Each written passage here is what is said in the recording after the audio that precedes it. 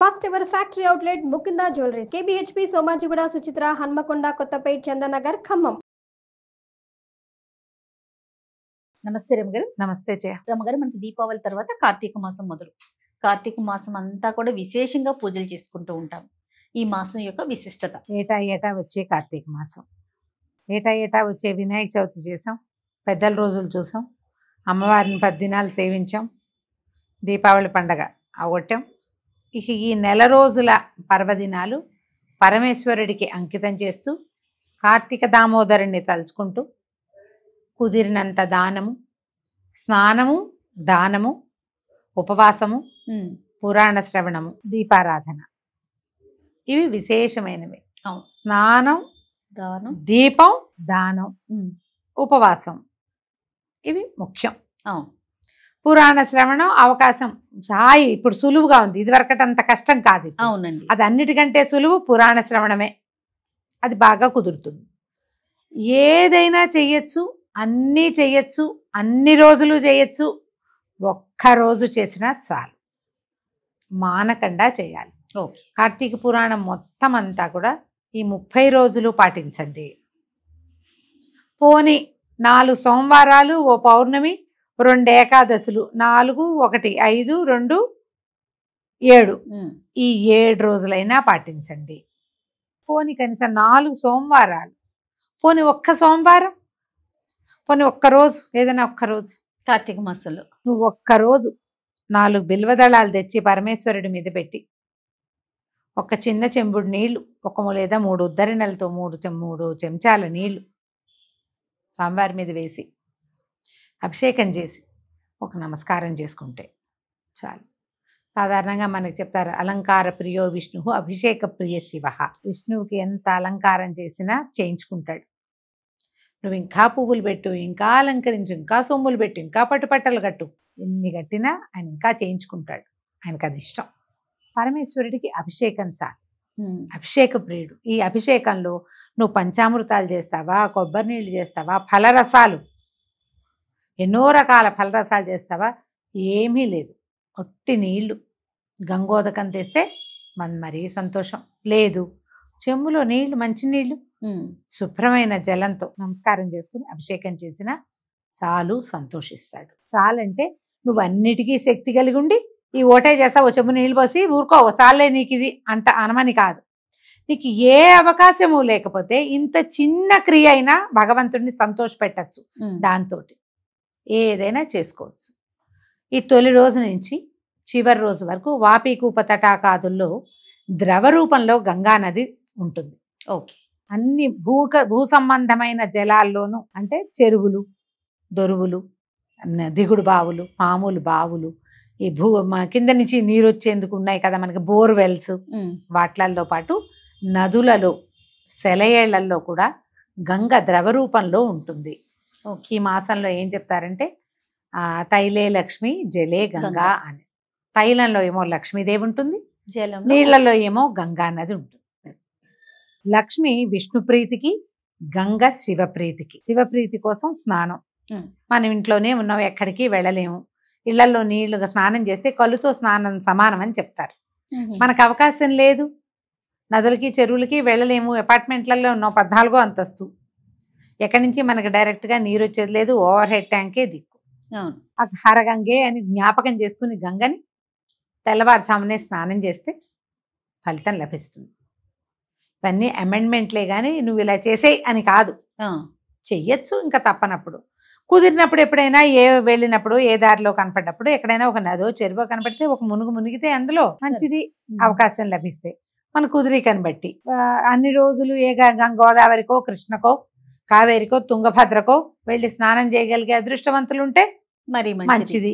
మనకు అది లేదు, ఏదో నుయ్యి ఉంది, పోనీ. ఏ అవకాశం లేతే హరగంగే, గంగే చేమినే చైవ గోదావరి సరస్వతి నర్మదే సింధు కావేరి జలేస్మిన్ సన్నిధిం కురు. ఈ నీళ్లలోనే ఈ అమ్మతల్లుడు, నదీమతల్లుడు అందరూ ఉన్నట్టుగా భావించి హరగంగే అని జ్ఞాపకం చేసుకుని పరమేశ్వరునికి సంబంధించింది గంగ, నీళ్లు పోసుకుంటే సరిపోతుంది. అయితే ఏంటంటే ఈ నెల రోజులు స్నానం విశేషం చేయ.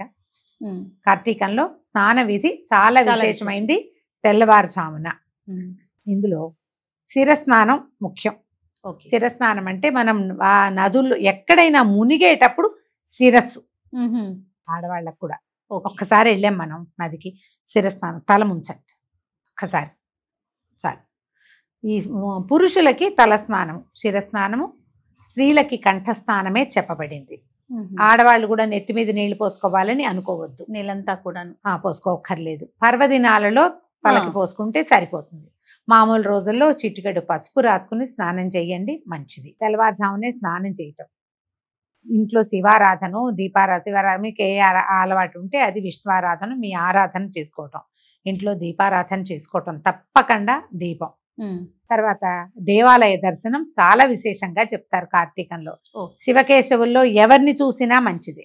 విష్ణువాలయానికి కానీ శివాలయానికి కానీ వెళ్ళటం, శివాలయంలో సేవించుకోవటం, ఏదైనా సేవ చేయటం, లేదా ఒక దీపారాధన చేయటం. ఆలయాల్లో దీపారాధనలు చేసుకుంటాం కదా, ప్రదోషంలో సాయంకాలం పూట కనుక విష్ణువాలయంలో కానీ శివాలయంలో కానీ దీపం వెలిగిస్తే అఖండ ఐశ్వర్యం లభిస్తుందని చెప్తారు. దీంతో పాటు ఉపవాసాలు. ఈ ఉపవాసం ఎట్లా చేస్తాము? కార్తీక నక్తాలు అనే ఒక విధానం ఉంటుంది. నక్తాలు అంటే ఈ కార్తీక పురాణంలో ఒక 5-6 రకాలు చెప్తారు. పురాణం చెప్పినప్పుడు ఆ వివరం చెప్తా.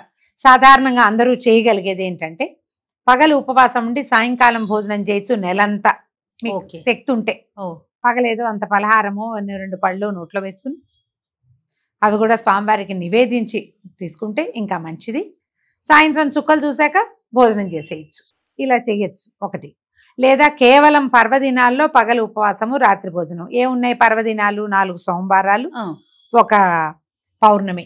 ఈ 5 రోజులు పగలు ఉపవాసం, రాత్రి భోజనం. ఏకాదశిలో 2 పూటల మొత్తం రోజంతా ఉపవాసం ఉండి మర్నాడు ద్వాదశి నాడు పారణ చేయాలి, అది విధి. ఇంత మాత్రం ఉపవాసాలు చేయొచ్చు. మీ వీలు ఓపిక, ఎవరు చేయొచ్చు ఎవరు చేయకూడదు. గర్భవతులు కానీ, బాలింతలు కానీ, అనారోగ్యంతో ఉన్నవాళ్ళు కానీ, చిన్నపిల్లలు కానీ, వృద్ధులకి కానీ ఉపవాసాలు చెప్పబడలేదు. ఓపికమంతులు, ఆరోగ్యం సహకరించే వాళ్ళు, మందులు మాకులు వ్యవహారాలు ఏమీ లేని వాళ్ళు ఉపవాస దీక్షలోకి వెళ్ళొచ్చు. మిగిలిన వాళ్ళ ఉపవాసం అంతా భగవన్నామ స్మరణే ఉపవాసం. పిల్లలతోటి కూడా ఓం నమ శివాయని పంచాక్షరి మంత్రాన్ని చెప్పిస్తే మంచిది. ఏది కుదిరితే అది చేసుకోండి. అయితే ఇప్పుడు ఇందులో ఈ కార్తీకంలో ప్రత్యేకంగా దీపదానము చాలా ప్రత్యేకమైంది. దీపాన్ని వెలిగించిన దీపాన్ని ఎవరైనా బ్రాహ్మణోత్తముడికి దానం చేయటం, ఇంకా వేరే ఎవరికి కాదు, బ్రాహ్మణుడికి దానం చేయాలి. దానికి ఒక మంత్రం ఉంటుంది.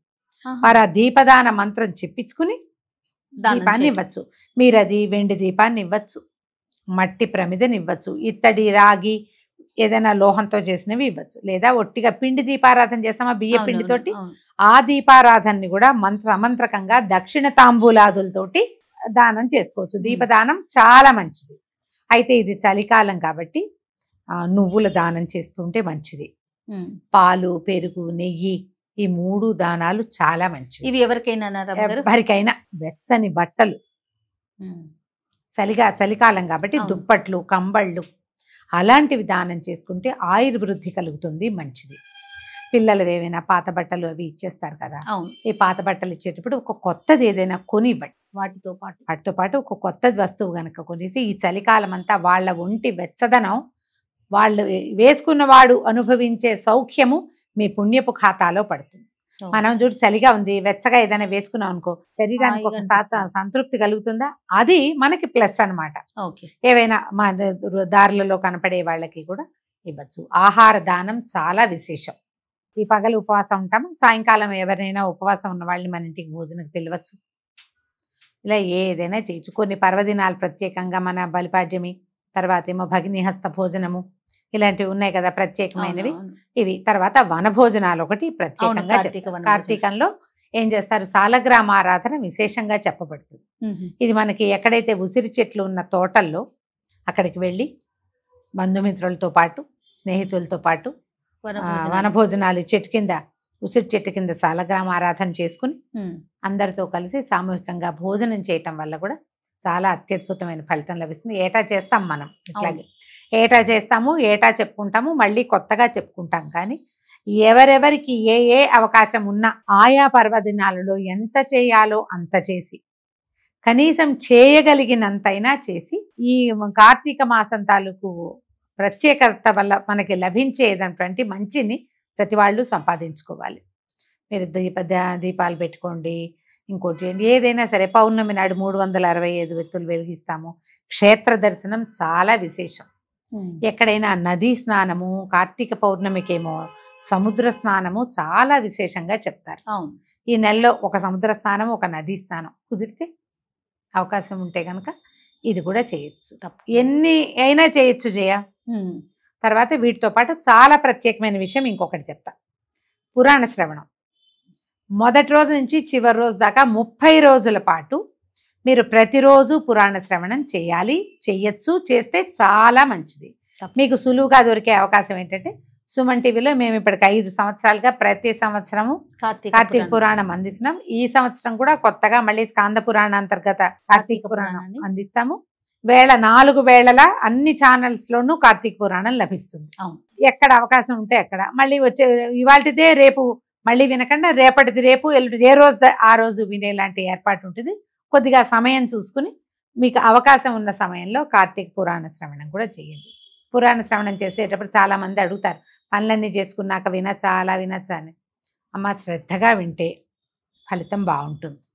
పూజ అయిపోయాక కాసేపు పావు గంట 20 నిమిషాలు, అంతకంటే ఏముండదు కదా, ఆన్ చేసుకుని వింటే మంచిది. ప్రయాణ సమయంలో వినచ్చు. పడుకుని విందాము అలాంటివి చేయబోకండి. కాసేపు రిలాక్స్ అయ్యి మంచం మీద పడుకుని, సోఫాలో పడుకుని పురాణ శ్రవణం అట్లా చేయకూడదు. ఎందుకంటే ఇవి ముఖ్యం, మనకు పుణ్యం కలిగించేది కదా. ఒక్కరవ శ్రద్ధ వహించి గనక వింటే ఫలితం బాగుంటుంది. మేము ఈ అవకాశాన్ని బట్టి చేయండి. పురాణం విషయంలో మాది గ్యారంటీ. మిగిలినవన్నీ మీరు మీ పుణ్యం మీరు సముపార్జన చేసుకోవాల్సిందే. రైట్ రమ్మ గారు. నమస్తే. నమస్తే జయ.